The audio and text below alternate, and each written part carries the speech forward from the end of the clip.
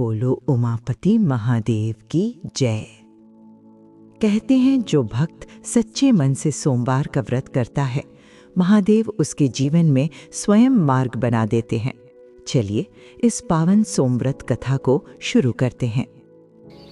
गंगा किनारे बसे एक छोटे से गांव में एक गरीब लकड़हारा रहता था। उसका नाम था धर्मदास।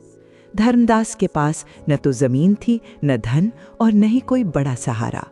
उसकी कुल संपत्ति थी उसका पुराना कुल्हाड़ा, उसकी सच्ची मेहनत और भगवान शिव पर अटूट विश्वास। धर्मदास की पत्नी का नाम गौरी था। गौरी अत्यंत सरल, संस्कारी और पतिव्रता स्त्री थी। उनके दो छोटे छोटे बच्चे थे, बड़ा बेटा मोहन और छोटी बेटी किरण। धर्मदास रोज सुबह अंधेरा रहते ही जंगल चला जाता। दिन भर लकड़ियां काटता, पसीना बहाता और शाम को जो थोड़ा बहुत मिल जाता उसी से परिवार का पेट भरता। कई बार ऐसा भी होता कि पूरे दिन की मेहनत के बाद भी कुछ खास नहीं मिलता। उन दिनों घर में चूल्हा जलना भी कठिन हो जाता, पर धर्मदास और गौरी ने कभी शिकायत नहीं की। वे दोनों मानते थे कि जो कुछ भी है वो महादेव की कृपा से है। धर्मदास के घर के पास ही एक पुराना टूटा सा शिव मंदिर था। मंदिर में कोई पुजारी नहीं रहता था, बस एक काला सा शिवलिंग था जिस पर समय के साथ काई जम गई थी। लोग उधर कम ही जाते थे, लेकिन धर्मदास रोज जंगल जाते समय वहीं रुकता, पास की नदी से थोड़ा जल लाता और शिवलिंग पर चढ़ा देता। वो बस इतना ही कहता, हे भोलेनाथ, जैसा रखा है वैसा ठीक है, बस मेरे बच्चों को भूखा मत रखना। एक दिन गौरी ने धर्मदास से कहा, स्वामी, कल सोमवार है, क्यों ना हम सोमव्रत रखें? धर्मदास ने संकोच से कहा, पत्नी, हमारे पास तो खाने को भी पूरा नहीं होता, व्रत कैसे करेंगे? गौरी मुस्कुरा दी और बोली, व्रत पेट का नहीं मन का होता है, हम महादेव पर विश्वास रखेंगे। अगले सोमवार को गौरी ने सूर्योदय से पहले स्नान किया। घर में न फल था न दूध, बस थोड़े से चावल थे। गौरी ने उन्हीं चावलों से थोड़ा सा भोग बनाया। धर्मदास ने जंगल जाने से पहले शिव मंदिर जाकर जल चढ़ाया। उस दिन उसके मन में अजीब सी शांति थी। सोमवार के बाद भी हालात तुरंत नहीं बदले। कई सप्ताह बीत गए। कई बार बच्चे भूख से रो पड़े। मोहन मासूमियत से पूछता, बाबा, आज रोटी मिलेगी ना? धर्मदास का दिल टूट जाता, पर वो बस इतना कहता, महादेव पर भरोसा रखो बेटा। गौरी हर सोमवार नियम से व्रत रखती। वो बच्चों को समझाती, भूख लगती है पर महादेव सब देख रहे हैं। कई बार पड़ोस की स्त्रियां ताना मारती, गरीबी में व्रत रखने से क्या होगा? गौरी शांति से उत्तर देती, भोलेनाथ की राह तानों से नहीं, श्रद्धा से खुलती है। एक सोमवार ऐसा भी आया जब घर में एक दाना तक नहीं था। धर्मदास जंगल गया, लेकिन पूरा दिन भटकने के बाद भी उसे कोई लकड़ी नहीं मिली जिसे बेच सके। शाम होने लगी, आकाश में बादल घिर आए। अचानक तेज आंधी चली और बारिश शुरू हो गई। जंगल में रास्ता भी दिखाई नहीं दे रहा था। धर्मदास घबरा गया। उसने मन ही मन कहा, हे महादेव, आज तो बच्चों के लिए कुछ भी नहीं है।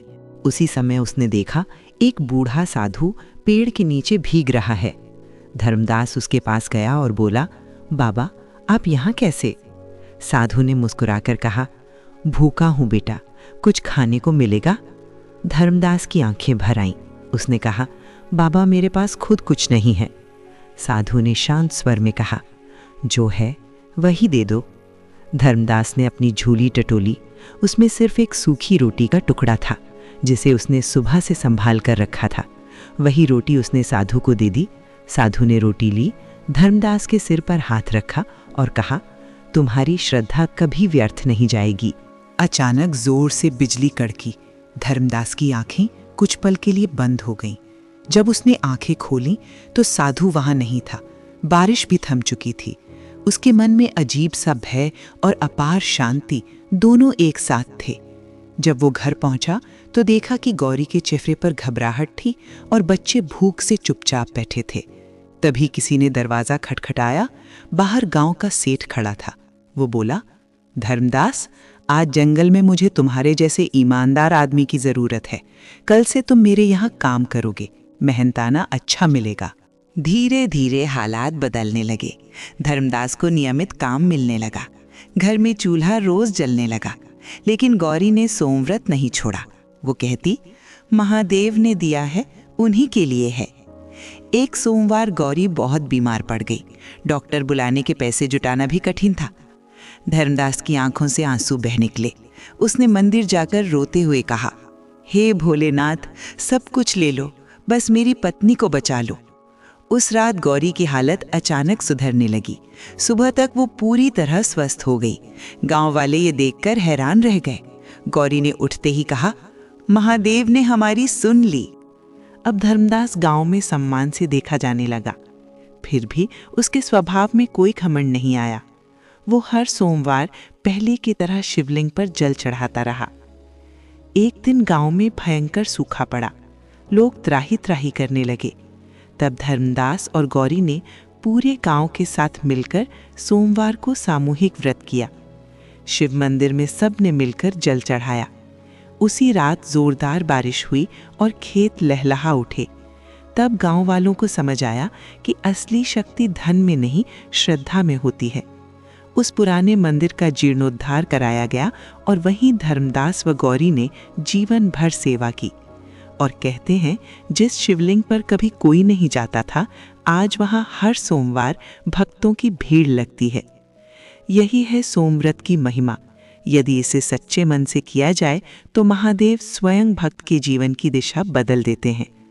अब ये पावन कथा यही समाप्त होती है।